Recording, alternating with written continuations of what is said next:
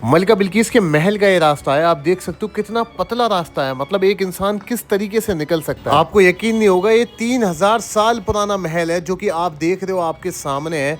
मतलब ये देखने में तो इसकी दीवारें ऐसी लग रही हैं जैसे अभी कुछ 100 साल पुरानी होंगी, लेकिन आप देख सकते हो कितना मजबूत और किस तरीके का बना हुआ है। पहले ये महल कुछ इस तरीके से दिखता था, देखो कितना बड़ा था और कितना पहाड़ी के ऊपर था, बिल्कुल बिल्कुल समंदर के किनारे पे बना हुआ है भाई। ये देखो यहाँ पर जो नाव रखी हुई है ना, फोटो में भी है वो, यहाँ पर इन्होंने मतलब यहाँ पे खड़ी कर रखी है। देखो सामने की तरफ जूम करके दिखा रहा हूँ, वो जो नाव रखी हुई है ना, वो भाई 3000 साल पुराने फोटो में भी है और अभी भी है। मतलब जो तस्वीर बनाई हुई है इन्होंने आपके सामने, यहाँ पे देखो ये नाव रखी है ना, बिल्कुल। सो अस्सलाम वालेकुम गाइस, कैसे हो आप सब? आई होप आप सब अच्छे होंगे। सो गाइस, आज मैं हूँ ओमान में और इस वक्त मैं मौजूद हूँ मलिका बिल्किस के महल के पास, जिनके बारे में आपने सुना होगा कि वो हज़रत सुलेमान अलैहिस्सलाम के वक्त में एक मलिका थी। सबा मतलब यमन के अंदर एक जगह है सबा, जिसको आज सबा किंगडम या शैबा कह करके बुलाया जाता है। तो मलिका बिल्किस वो हैं जो वहाँ की यमन की उस वक्त में मलिका थी। तो आज हम मलिका बिल्किस के इस महल को घूमने के लिए आए हैं, विजिट करने के लिए आए हैं, ज़ियारत के लिए आए हैं। तो अंदर जाने के लिए भाई टिकट लेना पड़ता है। तो यहाँ से हमने अभी टिकट लिया, ये एंट्री गेट है। अब यहाँ से बहुत अंदर जाना पड़ेगा, लगभग 2 किलोमीटर हमें अंदर जाना पड़ेगा। तो यहाँ से टिकट लिया है, उसके बाद यहाँ से एंट्री होगी हमारी। टिकट लेके अभी हम अंदर जा रहे हैं। यहाँ पे देखो आप मतलब ये एंट्री गेट है। सोचो पहले किस तरीके का रास्ता होगा ये। अभी तो इन्होंने ये रास्ता पत्थर वत्थर डाल के बना दिया। वो सामने आपको जो पहाड़ कटा हुआ दिखाई दे रहा है ना, उसके पीछे समंदर है। ये रास्ता इन्होंने हाथों से काट करके बनाया है ये पहाड़। सो यार, इस वक्त मैं पहुंच चुका हूँ बिल्कुल महल के करीब में, जो कि है मलिका बिल्किस का महल।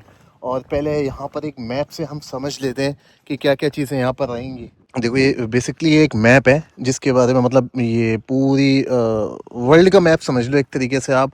जैसे वो हमारा इंडिया है और ये ओमान है, मक्का है, और मतलब बहुत सारी चाइना वगैरह बहुत सारी कंट्रीज़ है, उसी के बारे में ये लिखा हुआ है। खैर हम यहाँ से अंदर चलते हैं। अभी ये झील दिखाई दे रही है ना आपको सामने, ये एक झील जो कि समंदर से काट करके बनाई गई है। अभी बहुत बड़ी झील सी दिख रही है। मैं अभी इसके बारे में आपको बताऊंगा कि ये झील किस तरीके से बनी है। तो ये जो आप पीछे देख रहे हो ना, ये वही नदी है, ये वही झील है जो कि खुदवाई गई थी मलिका बिल्किस के लिए। आप देख सकते हो इसी का पानी उनके लिए आता था। आप देख सकते हो ये बिल्कुल महल के किनारे पे बनी हुई है। यहाँ से आप देखो, बिना किसी मशीनों के यार, और इस तरीके से झील बना देना, जो कि 3000 साल पुरानी झील है ये। इसके बारे में यहाँ पे लिखा हुआ भी है, मैं आपको दिखाऊंगा अभी। पुरानी एक तस्वीर भी यहाँ पे लगी हुई है जिससे आप बहुत अच्छे से समझ जाओगे। ये देखो भाई, ये है वो महल जो कि जिसमें हम घूमने के लिए आए हैं। और ये पहले कुछ इस तरीके से दिखता था, मतलब पहले 3000 साल पहले कुछ इस तरीके से बना हुआ था महल, जो कि बहुत बड़ा था और ऊंची पहाड़ी पे था। अभी ये देखो, वो जो फोटो में नाव दिखाई दे रही है ना, वो सामने रखी है। मैं अभी जूम करके दिखाता हूँ, आप अंदाजा लगाओ कि ये नाव कितनी ज्यादा पुरानी होगी। अब पता नहीं ये नाव वही है या इन्होंने बस बना करके रख दी है ताकि लोगों को एकदम रियलिस्टिक लगे। तो ये इसकी तस्वीर है जो कि बनाई गई है। पहले कुछ इस तरीके से दिखता था ये महल।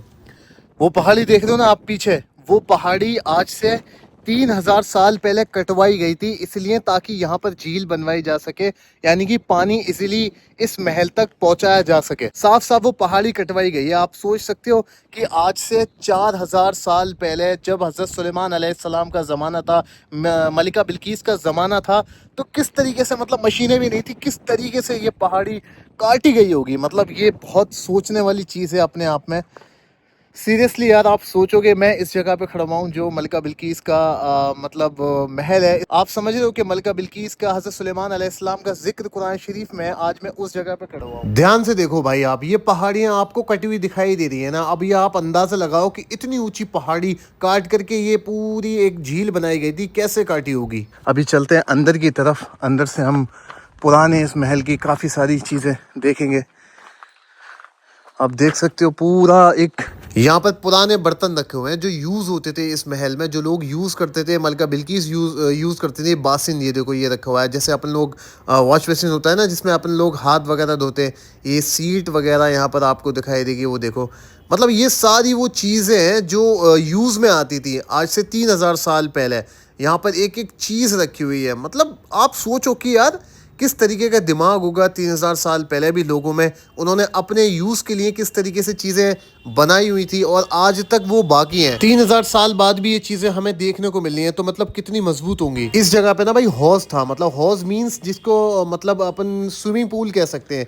यहाँ पे एक छोटा सा स्विमिंग पूल था, जैसे अपने लिए स्विमिंग पूल होता है, इसी तरीके से यहाँ पे एक हौज था जिसमें मलिका बिल्किस नहाया करती थी। ये वो जगह है। इसमें गुलाब और खुशबू और पता नहीं क्या क्या डाला जाता था। आप देख सकते हो ये इतना पुराना है भाई।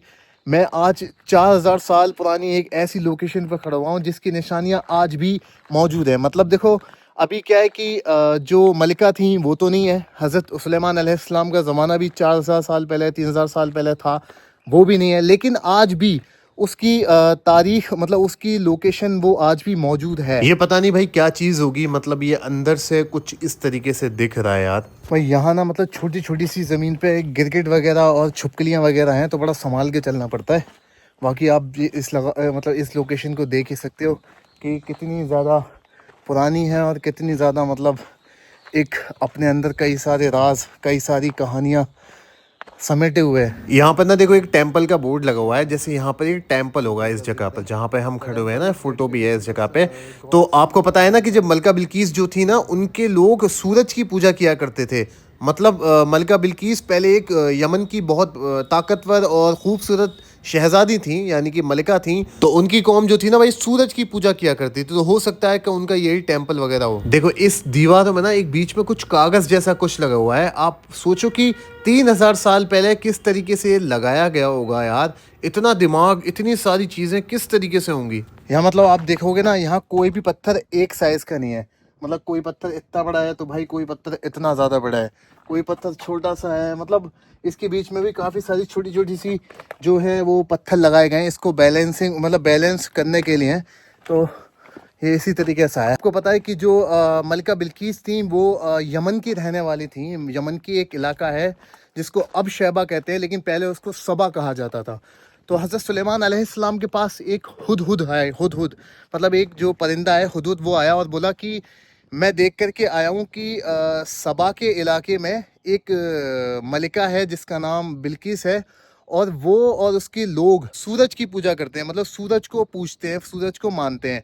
तो हज़रत सुलेमान अलैहिस्सलाम ने ना भाई उनको मलिका बिल्किस को ख़त भेजा, कहा कि यहाँ आकर के मेरे साथ इस्लाम कबूल कर लो या फिर जंग की तैयारी कर लो मुझसे। तो मलिका बिल्किस को लगा कि ये जो ख़त भेजना है, ये जो ख़त है ना, ये किसी आम शख्स का नहीं लगता। तो उन्होंने अपने बड़ों से मशवरा किया, जो उस वक्त उनके महल में बड़े बुज़ुर्ग थे, उनसे मशवरा करा कि क्या करना चाहिए। तो उन्होंने क्या करा कि उन्होंने खूब सारे ना गिफ्ट भेजे, मतलब बहुत सारे तोहफे भेजे हज़रत सुलेमान अलैहिस्सलाम को, कि देखते हैं कि ये कोई सच में कोई मतलब अच्छी शख्सियत है, सच में कोई पैगंबर है, या फिर कोई एक ऐसी लालच के चक्कर में ख़त भेजा है। तो जब हज़रत सुलेमान अलैहिस्सलाम के पास वो जब तोहफे आए ना सारे, तो उन्होंने लेने से इनकार कर दिया। उन्होंने कहा कि मेरे पास जो अल्लाह ने दिया है वो इससे बेहतर है।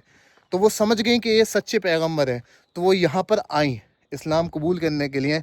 लेकिन उनके आने से पहले ना भाई, तो जब मलिका बिल्किस आने वाली थी ना, तो हज़रत सुलेमान अलैहिस्सलाम ने अपने लोगों से कहा कि उनका जो तख्त है ना वो उठ करके आना है, और उनके आने से पहले यहाँ पर मौजूद होना चाहिए वो तख्त। अब वो तख्त 7 यानी कि 60 हाथ चौड़ा था, 60, और बहुत लंबा भी था, मतलब बहुत बड़ा था, जिस पे उनको फ़ख्र था। अब वो उनके आने से पहले तो इम्पॉसिबल था, क्योंकि आने जाने में ही 2 महीने का टाइम लग जाता। लेकिन हज़रत सुलेमान अलैहिस्सलाम ने जब कहा ना, तो एक जिन्नात ने कहा कि मैं उनके आने से पहले ला सकता हूँ, यानी कि दोपहर तक। तो हज़रत सुलेमान अलैहिस्सलाम ने कहा कि नहीं, उनसे पहले आना चाहिए। तो एक शख्स थे जो कि बहुत मतलब नेक थे, बहुत अल्लाह के वली थे, उन्होंने वो तख्त पलक झपकते ही ला दिया था। उस जगह पे ना भाई एक ज़बूर के इल्म रखने वाले एक अल्लाह के बंदे थे, जिनको ज़बूर की पूरी भी नहीं, बहुत कम वो थी समझ। तो हज़रत सुलेमान अलैहिस्सलाम ने बोला कि वो तख्त कौन लेकर के आएगा जो कि मलिका बिल्किस का है और यहाँ मौजूद था, लेकिन हज़रत सुलेमान अलैहिस्सलाम ने दूसरी जगह मंगाना था। तो ये जो महल है ये है मलिका बिल्किस का, इसी जगह पर वो तख्त रखा था, जो कि भाई 60 हाथ चौड़ा था और 80 हाथ लंबा था, और बहुत बड़ा था, जिस पे उनको नाज था तख्त पे।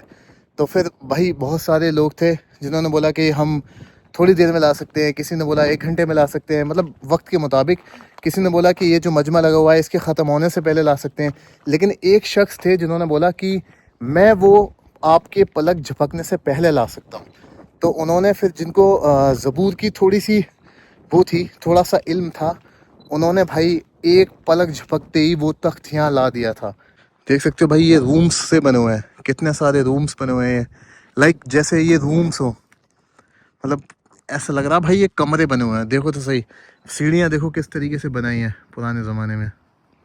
देखो यार, इस महल की ये दीवारें आज तक इसी तरीके से मौजूद है। मतलब आप अंदाज़ा लगाओ, इतना बड़ा महल जो कि सलामत है, आज तक उसके अंदर का ये रास्ता है। कुछ ख़तरनाक सा है, लेकिन भाई यहाँ जाना ज़रूर मैं समझूंगा ठीक। भाई मुझे तो यहाँ पे डर लग रहा है, बट मैं ट्राई ज़रूर करूँगा। मुझे बड़ा मज़ा आता है ऐसी लोकेशन पे जाने में।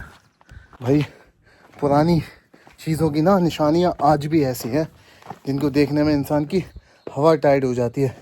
आप समझ लो भाई किस तरीके से मैंने ये सफ़र किया है। बाकी में ये मेरे लिए बहुत ज़्यादा चैलेंजिंग है। यही सब है ऊपर। अब देखो, पहले जैसा महल तो बचेगा नहीं, क्योंकि आज से 4000, 5000, 3000, मतलब लगभग 3000 साल के आसपास की बात है। सो अभी पूरी तरीके से तो बचेगा तो है नहीं। तो ये यहाँ पर मौजूद है उसकी निशानियाँ। लेकिन अभी भी आप अगर देखोगे तो बहुत ऊंची ऊंची बाउंड्रीज हैं, बहुत बड़े बड़े पत्थर हैं, मौजूद हैं। सोचो 4000 साल हो गए और अभी तक चीज़ें मौजूद हैं, तो कुछ तो अहमियत है ना भाई।